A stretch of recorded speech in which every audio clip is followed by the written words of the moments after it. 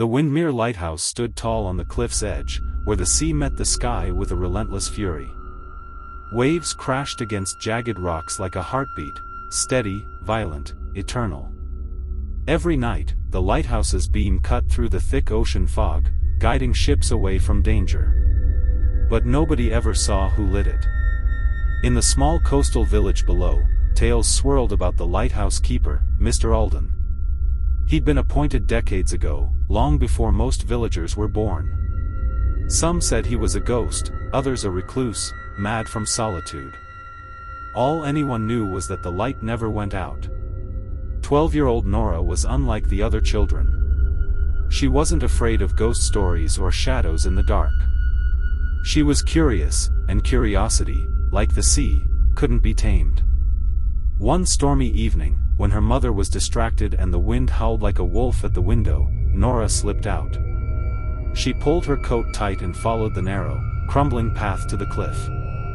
Lightning tore the sky, and thunder cracked like the bones of giants. But she climbed higher.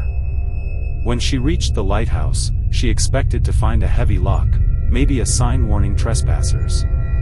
Instead, the weather-worn door stood slightly ajar, swaying on rusty hinges. Nora hesitated, heart racing, then stepped inside.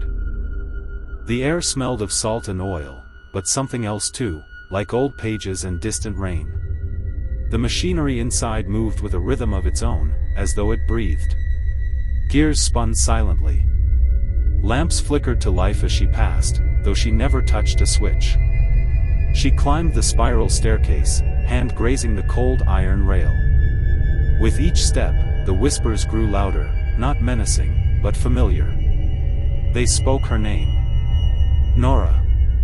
At the top of the tower, the massive light spun slowly. And standing beside it was Mr. Alden.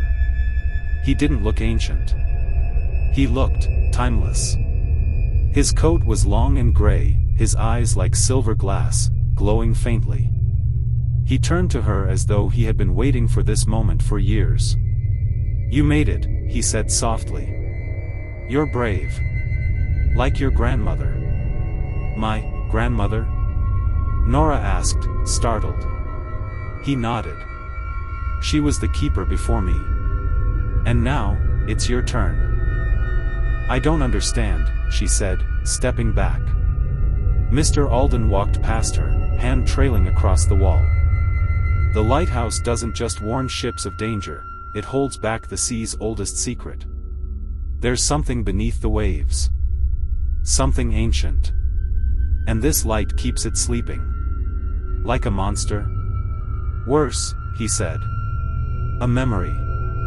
Of the time when the sea ruled everything. This light, it keeps the world from remembering." Nora stood silently, staring at the glass lens rotating beside her. Outside, the storm raged, but in the lighthouse, time felt still. Mr. Alden placed a key in her hand. "You have a choice, Nora. Take the key, and the lighthouse will be yours. Refuse, and the light will fade, and the sea will awaken." She didn't speak.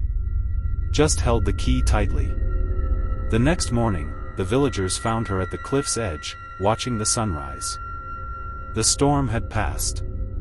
The lighthouse glowed softly, even in daylight. Nora never spoke of what she saw that night. But after that day, Mr. Alden was never seen again. And the light, it never flickered.